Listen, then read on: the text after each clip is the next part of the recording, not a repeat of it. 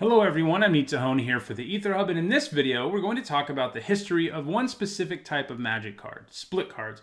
We of course know that there are split cards in Amonkhet, the ones with the aftermath mechanic, but split cards go back much farther in Magic's history, with 53 of them having been printed in total.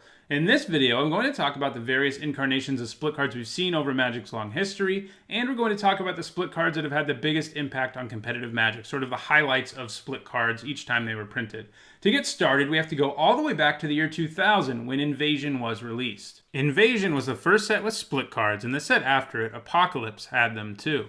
Each of these split cards had two different halves that were different colors. In all, there were 10 split cards in these two sets, or 20 if you want to count each card face. With these original cards, they were each made up of what are called in linguistics binomial pairs. In other words, pairs of words that are frequently used together as an idiomatic expression.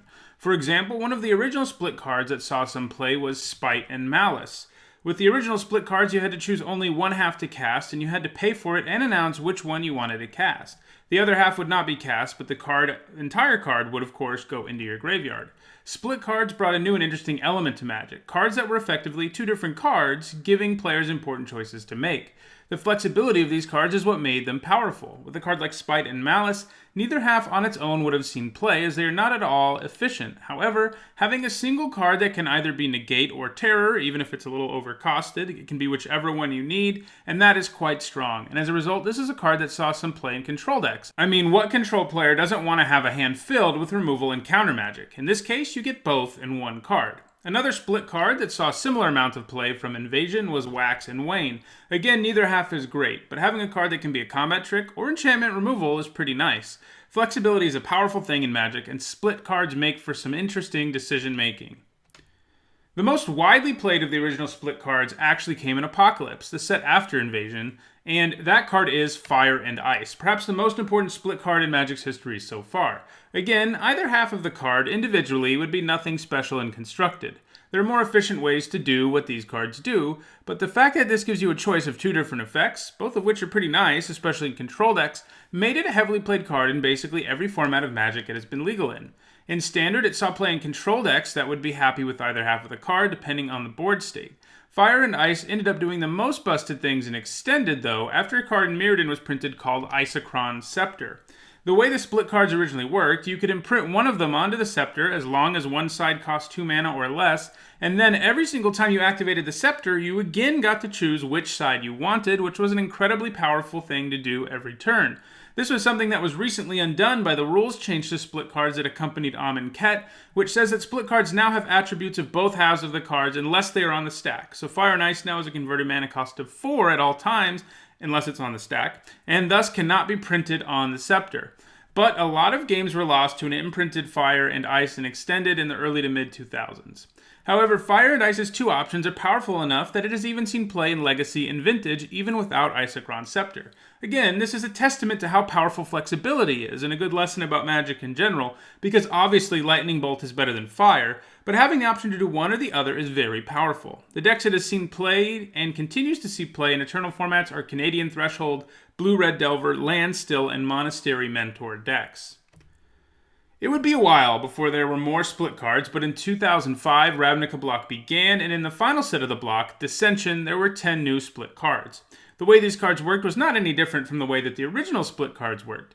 They were once again cards with two faces, and you only got to cast one side of it each time you played it. However, Ravnica was a multicolored themed plane, and as a result, instead of each side being only one color on these split cards, each side was two colors, representing an individual guild.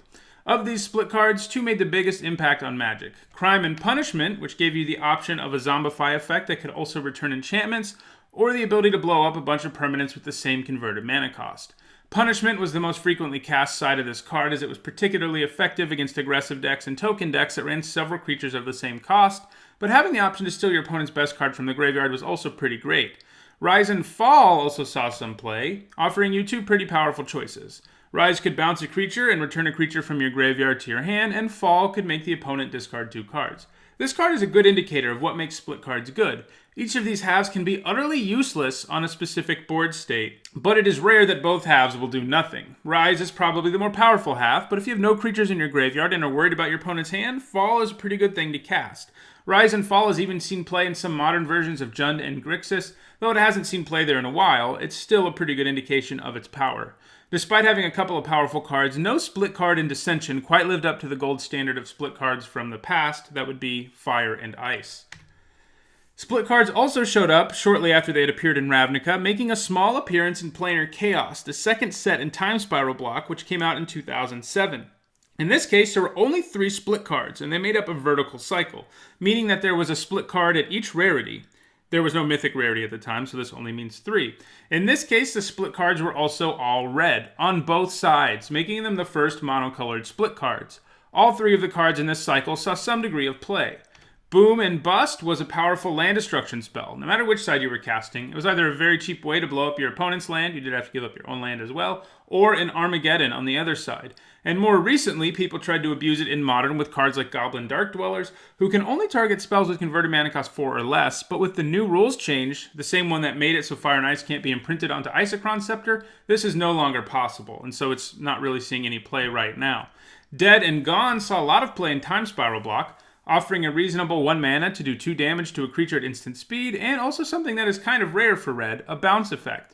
And Rough and Tumble can either destroy a bunch of ground creatures or a bunch of dragons.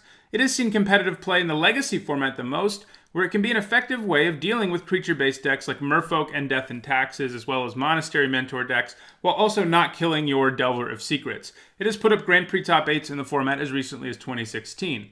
Still, while these 3 cards represented something a little different from those in the past, in that they were monocolored and made up a vertical cycle, they were functionally the same as the split cards that debuted 7 years earlier. However, the next time we'd see split cards, they would be a little bit different. Split cards would again go several years without being printed, this time about 5 years until the final set of Return to Ravnica block, Dragon's Maze, which came out in 2013.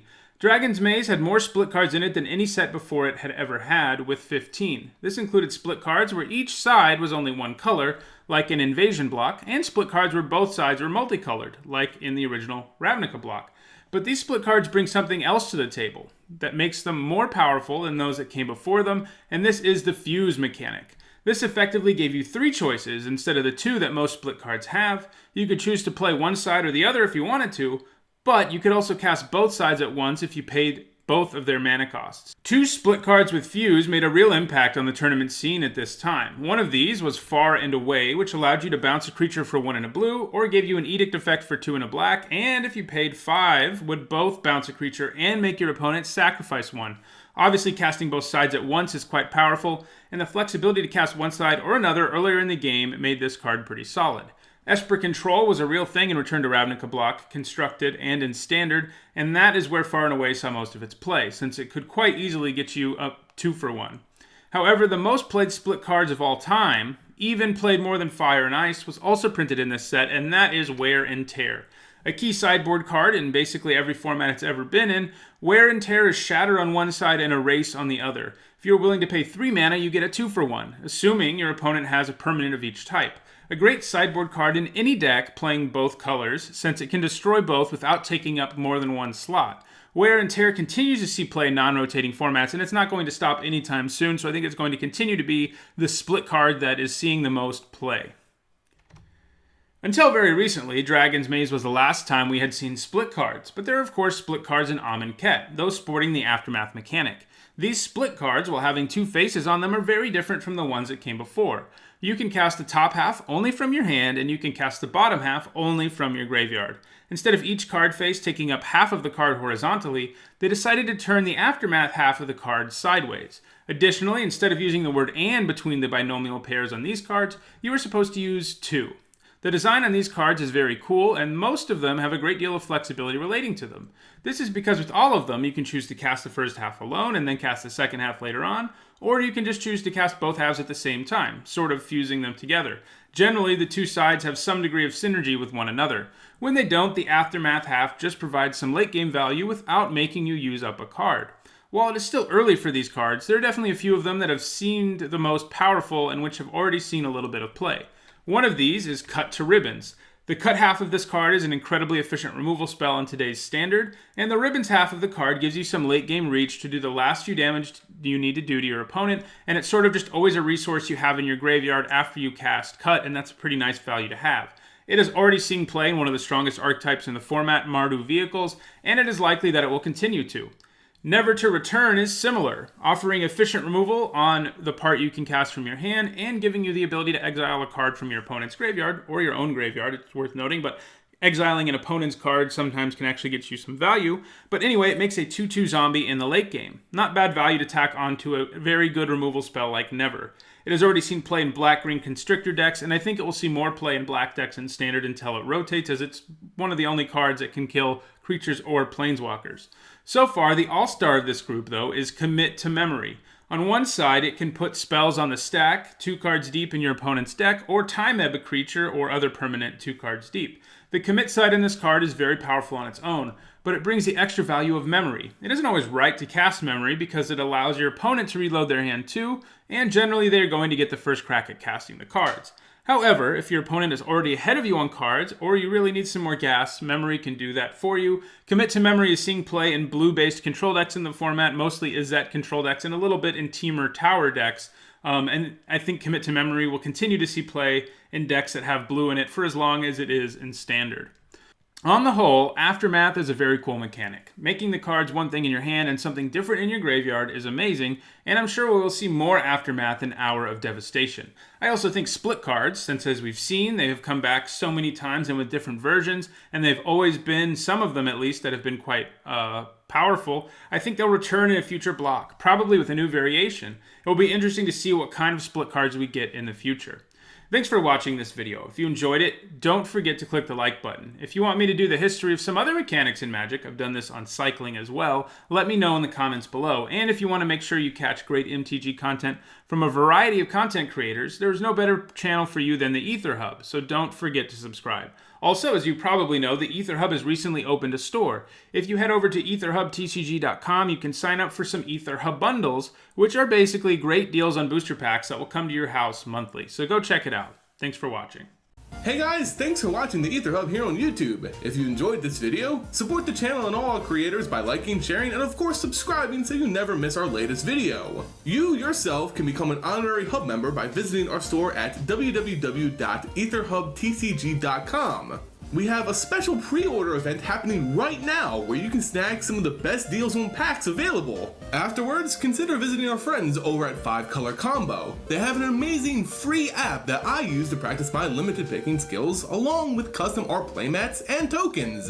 And as always, thank you guys so much for watching, and remember, never be afraid to feed your obsession. I'll see you guys next time.